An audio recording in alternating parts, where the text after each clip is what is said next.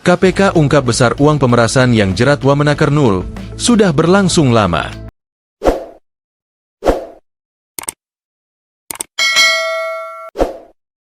Komisi Pemberantasan Korupsi, KPK, mengatakan, kasus pemerasan yang menjerat Wakil Menteri Ketenagakerjaan Immanuel Ebenezer alias Nul sudah berlangsung lama dengan nilai pemerasan yang cukup besar. Namun, KPK belum membuka besaran uang dalam kasus pemerasan pengurusan sertifikat K3 tersebut. Pemerasan sudah berlangsung lama, jadi nilai pemerasannya cukup besar, ujar Wakil Ketua KPK Fitroh Rohcahyanto pada Kamis, 21 Agustus 2025. Sejauh ini, KPK telah menangkap 10 orang dalam operasi senyap tersebut. Namun, identitasnya belum dibuka karena pemeriksaan masih berlangsung. 10 orang, ujar dia. KPK menangkap Wamenaker Immanuel Ebenezer alias Nul dalam OTT di Jakarta pada Rabu, 20 Agustus 2025, malam. Wakil Ketua KPK Fitroh Rohcahyanto menyebutkan, KPK menyita sejumlah uang, puluhan mobil, dan motor merek Ducati dalam operasi tersebut.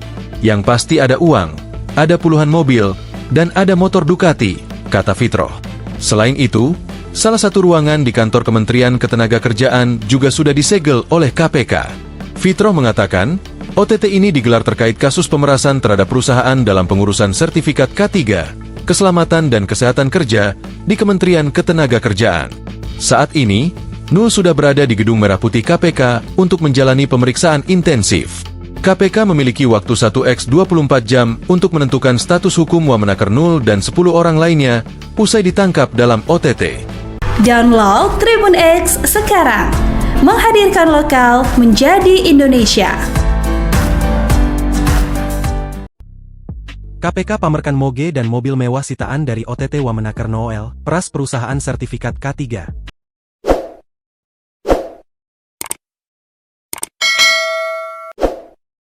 Deretan mobil dan motor mewah mendadak memadati lobi gedung Komisi Pemberantasan Korupsi, Kamis, 21 Agustus 2025. Kendaraan-kendaraan itu sebelumnya disita KPK dalam operasi tangkap tangan terkait kasus dugaan pemerasan terhadap perusahaan dalam pengurusan sertifikat K3 di Kementerian Ketenagakerjaan.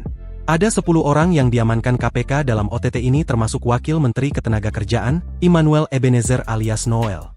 Pantauan Kompas.com, awalnya 7 sepeda motor dan 2 unit mobil berjalan perlahan ke area lobi. Ketujuh sepeda motor ini membentuk 2 baris memanjang ke belakang diikuti 2 unit mobil. Adapun ketujuh sepeda motor itu terdiri atas 5 unit Ducati dan 2 unit Vespa. Kendaraan tersebut kemudian diparkir dan diberi tali pembatas KPK berkelir merah. Selain ke-9 kendaraan itu, KPK juga memamerkan 7 unit mobil di parkiran belakang gedung KPK. Beberapa mobil tersebut diantaranya Toyota Corolla Cross, Nissan GT-R, Hyundai Palisade, Suzuki Jimny, Vespa Sprint S150, Palisade hitam, dan Honda CR-V.